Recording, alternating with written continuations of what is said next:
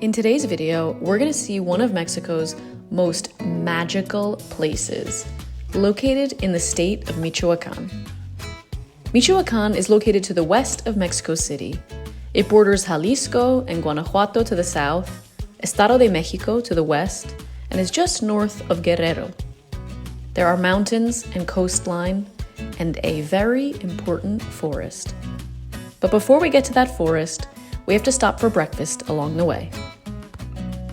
On the road between Mexico City and the Monarch Butterfly Biosphere Reserve, there's a small village where these incredible women are cooking up food that has helped Mexico's cuisine gain the title of UNESCO Cultural Treasure.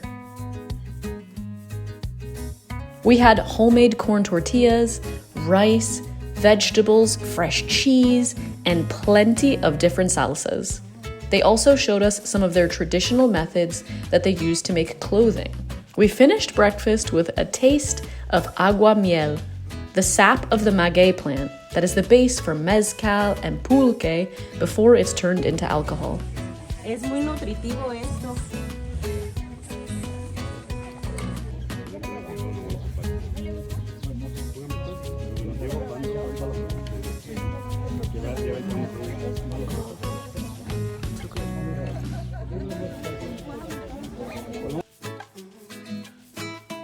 All fueled up, I was ready for this once-in-a-lifetime experience.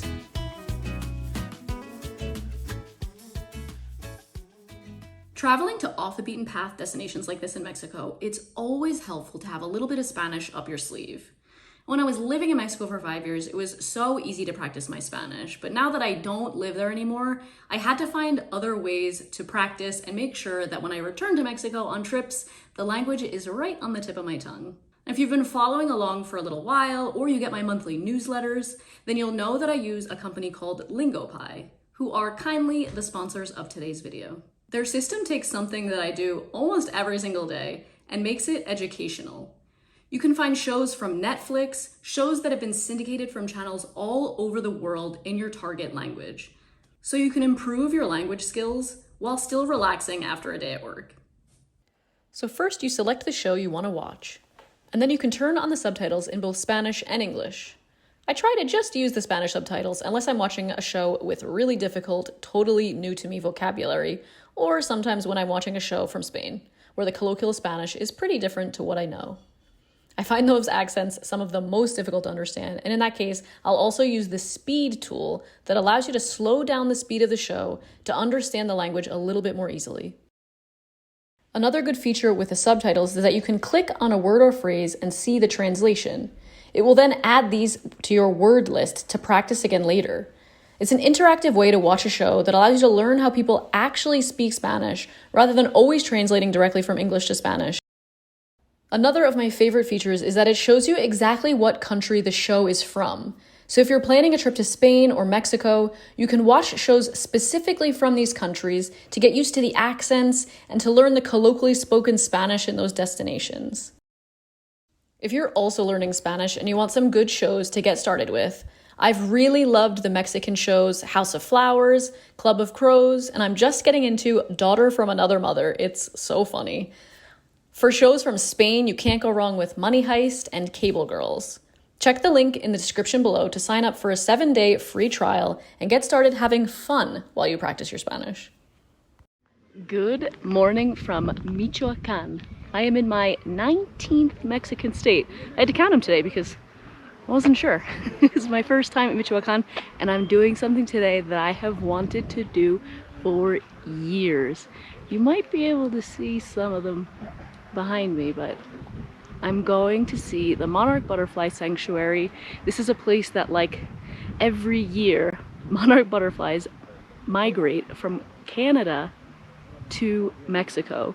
I'll give you a little bit more detail once our guide explains it. It's not just the same butterflies. I'm pretty sure it takes a couple of generations to get down here, but I can't wait. It's a 3-hour hike into the middle of the sanctuary where I think we're gonna be pretty surprised to find hundreds, I've heard thousands of monarch butterflies, so let's go.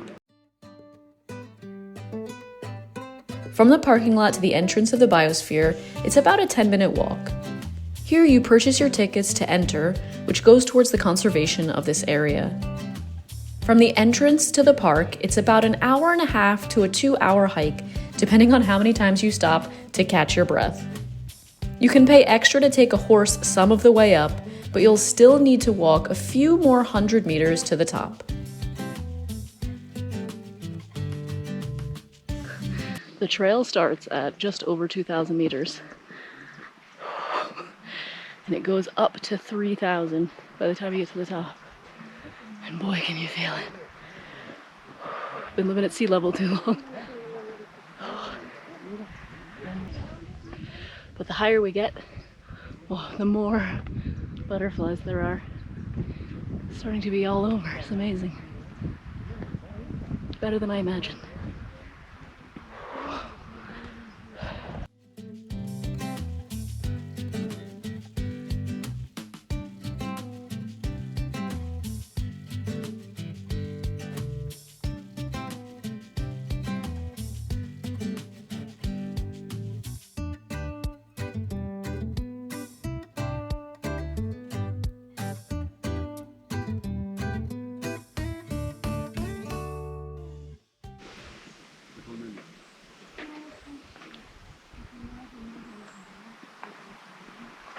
They're everywhere.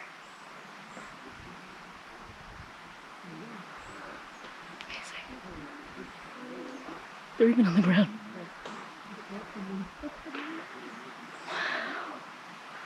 When you reach the top, there's a little bit of a bottleneck as everyone stops to take photos and admire the sheer volume of bright orange monarchs.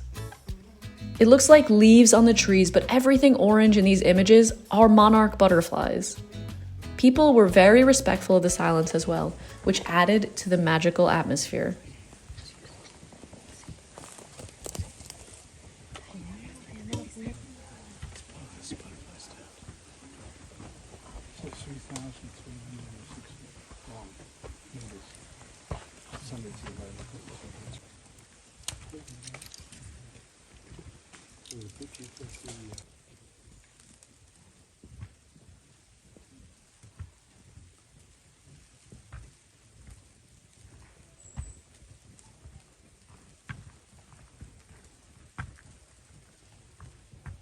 Our group got to the top at the same time as quite a few other groups, so it's about 2:30 right now. I recommend coming as soon as they open. If you're driving yourself here, definitely come for opening, or at least once it starts to get a little sunny, because the butterflies do seem to love the sun. They're like right up in all the sunniest spots, so maybe that's why people wait a little bit longer, but it was busy, and it's busy coming down now.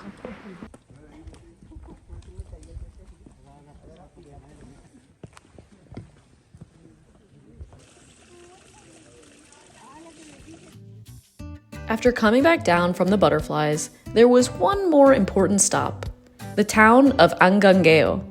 It's a short drive from the El Rosario Butterfly Sanctuary, and even just a quick stroll around this pueblo mágico, it's apparent just how important the butterflies are to this town.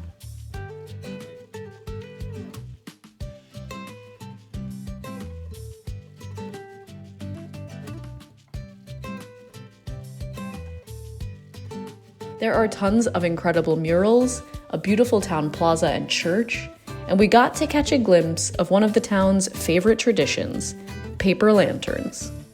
Unfortunately, it didn't end so well for the paper lantern.